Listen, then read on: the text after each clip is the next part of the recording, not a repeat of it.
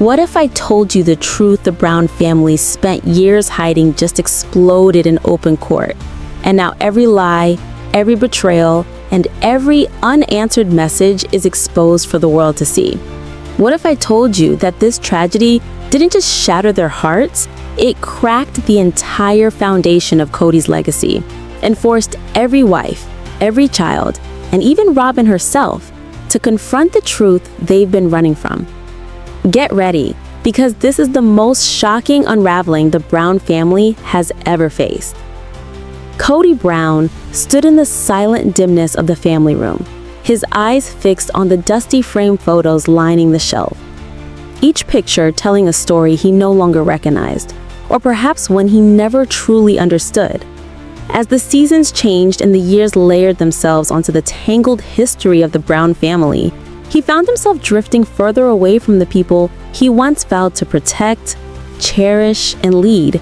Yet here he was once again, standing in the center of a storm of emotions, conflicts, betrayals, and unspoken wounds that now define their lives. The cameras of the show Sister Wives had recorded so much over the years, but the raw truth, the real depth of every fracture, was rarely fully captured. Now, however, the truth was unavoidable, because with the passing of their child, something irreversible had shifted inside the family, and it was a shift that no apology, no speech, and no attempt at unity could erase.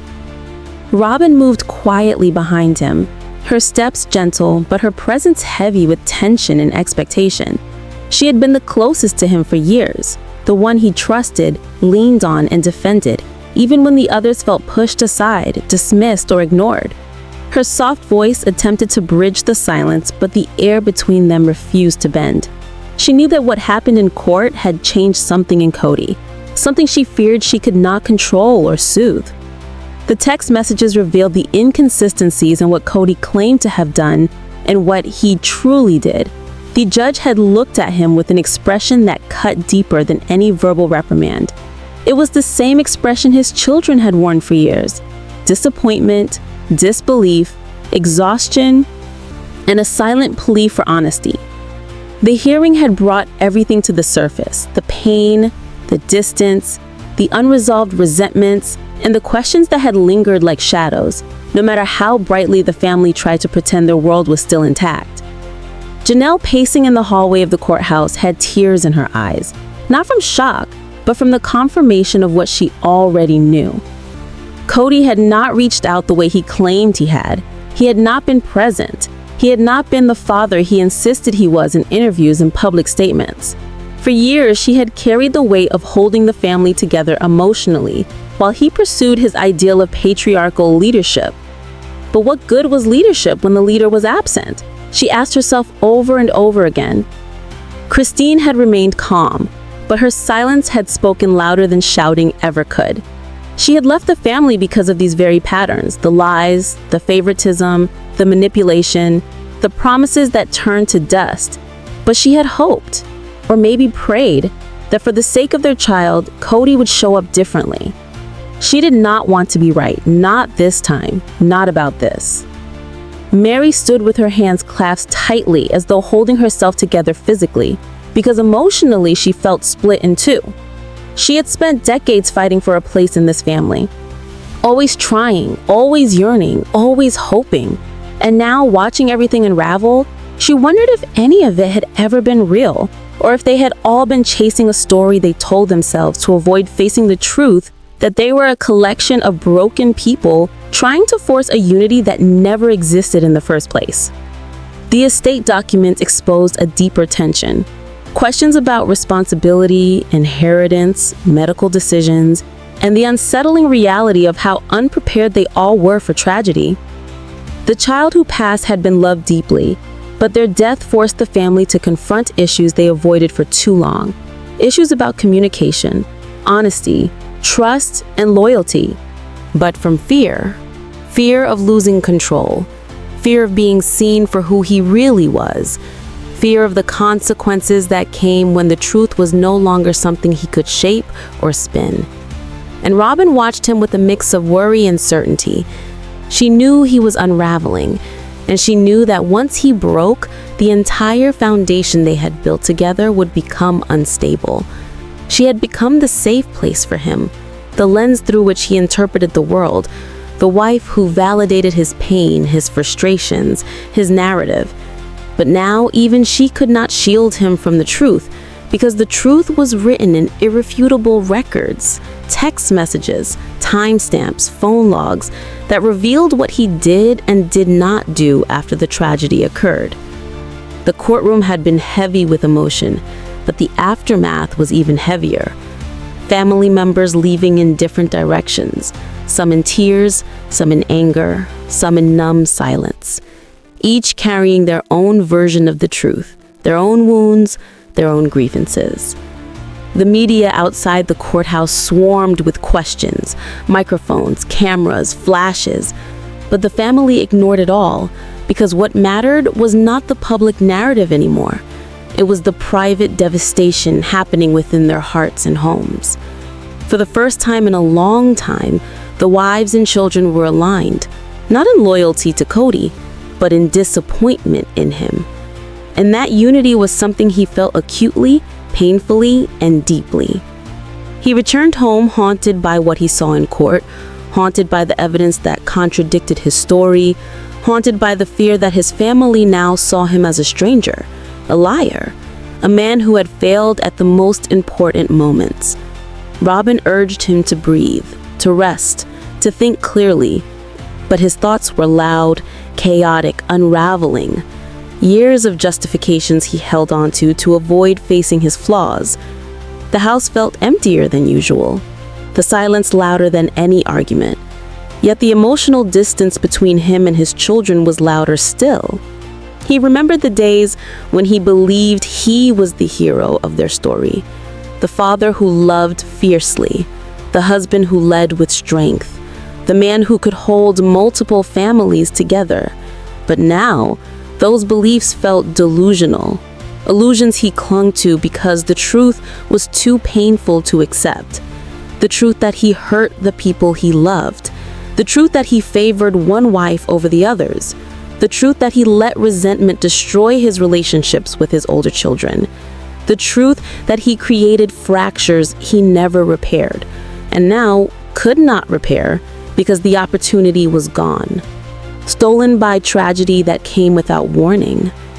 Robin poured him water, her movements slow, her eyes studying him, searching for signs that he was still the man she defended so fiercely, the man she believed in, the man she sacrificed so much for. But even she sensed something shifting, something slipping, something she could not fully hold on to. The energy in the room was different, heavier, darker, filled with a sense of reckoning, as though every moment of denial and avoidance had led them to this point, this unavoidable confrontation with truth.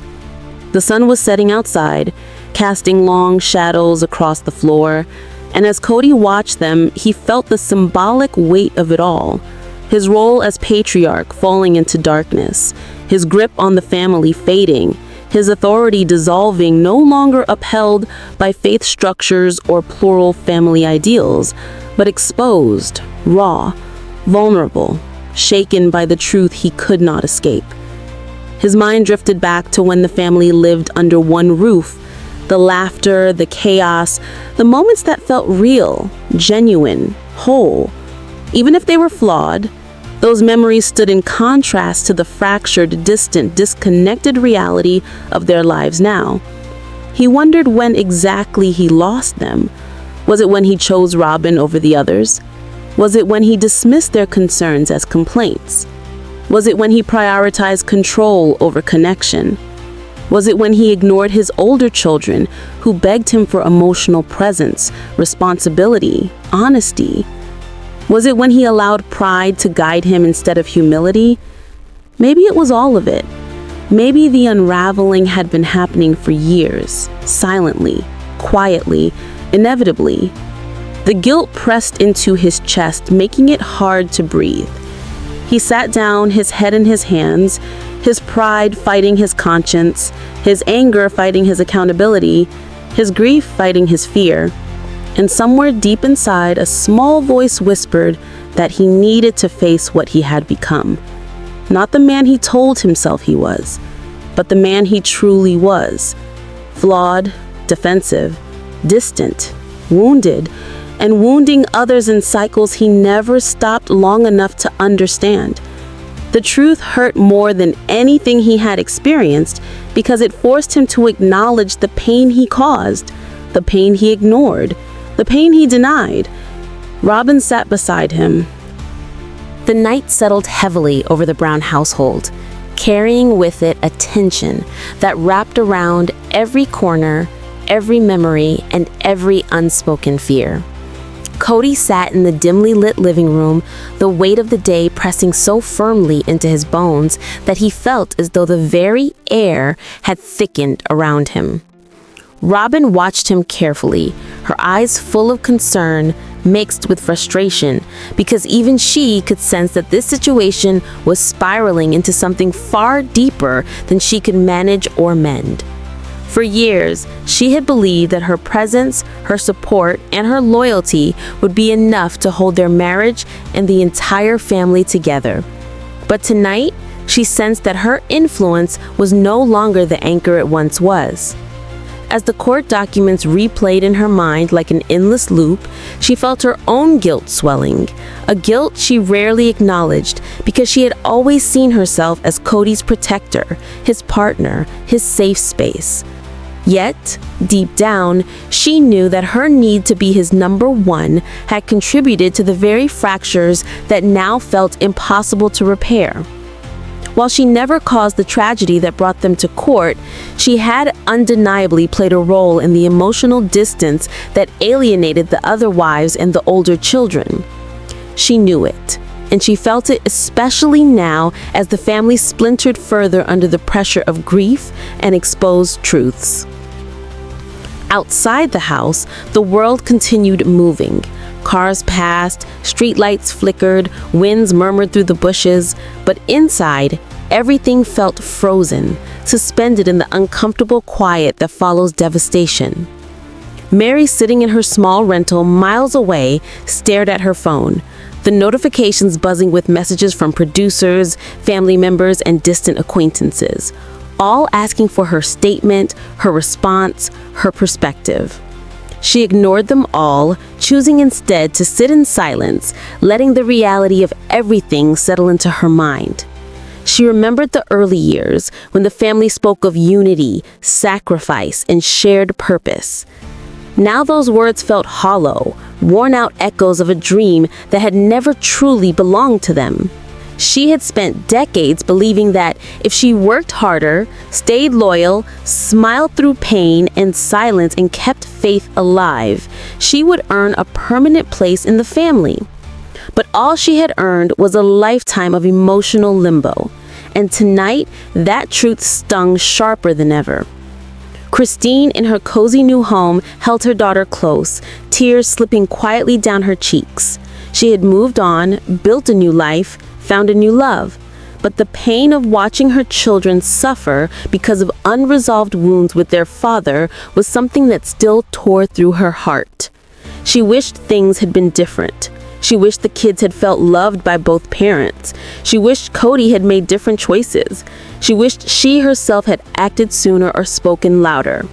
But the past was the past, and no amount of wishing could rewrite it. Janelle, meanwhile, stood in her kitchen, gripping the counter, trying to steady the storm inside her.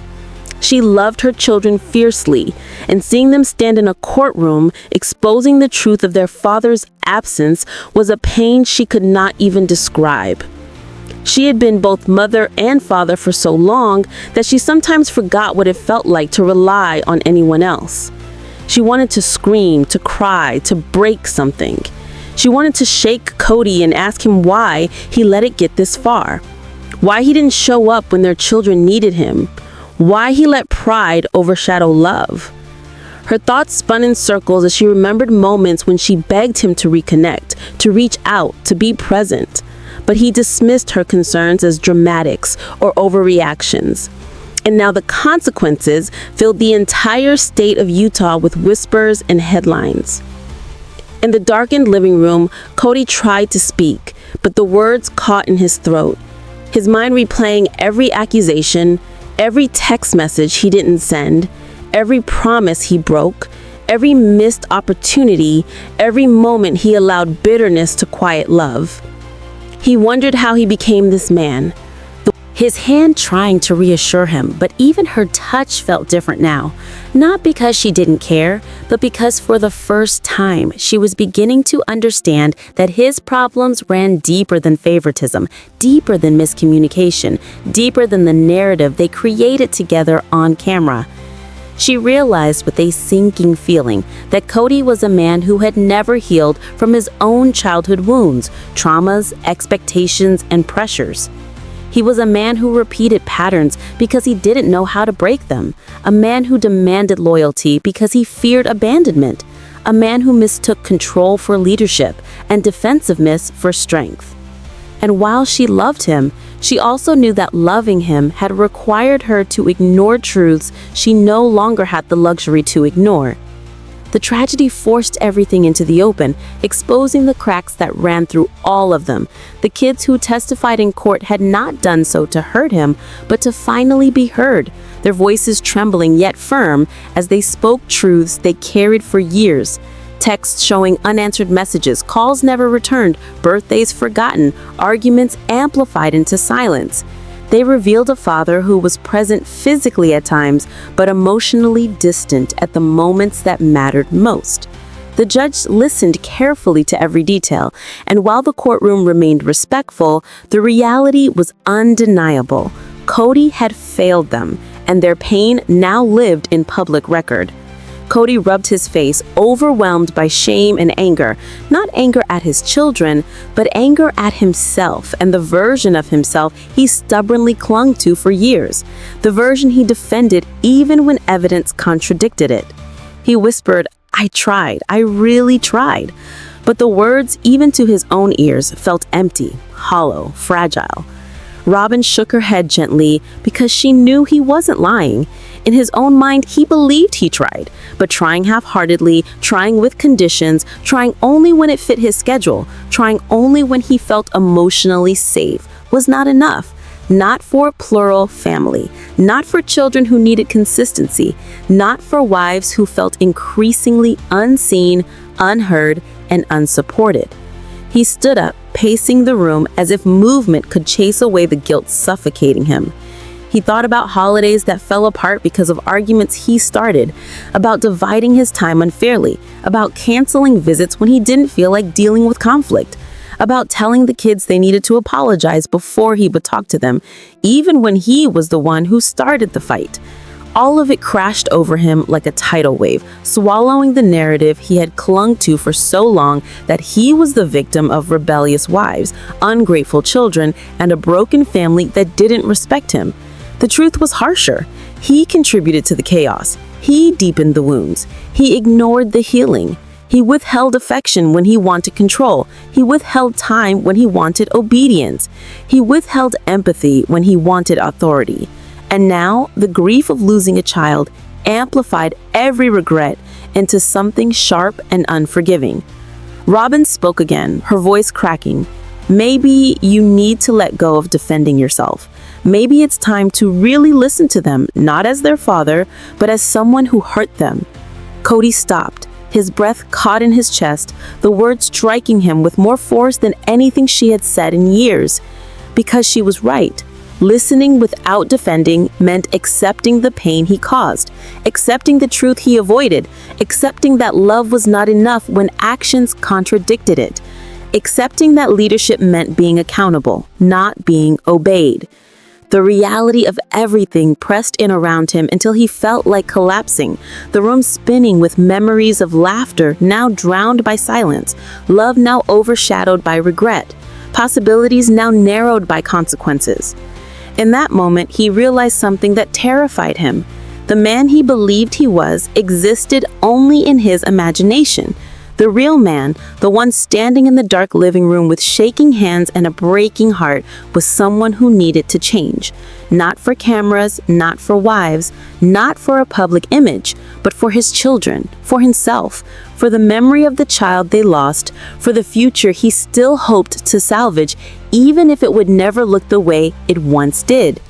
He sank back onto the couch, exhausted, emotionally broken, spiritually shaken, but for the first time truly willing to face the truth and begin the long, painful journey towards accountability, healing, and redemption, even if he didn't know where to begin or if anyone would be willing to walk that path with him.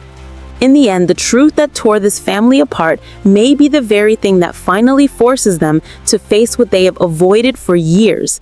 Because after the court documents, the accusations, and the heartbreak, there's no going back to the old story. Now every wife, every child, and even Kody himself must decide whether they'll rebuild from the ashes or walk away forever. One thing is certain, the Brown family will never be the same.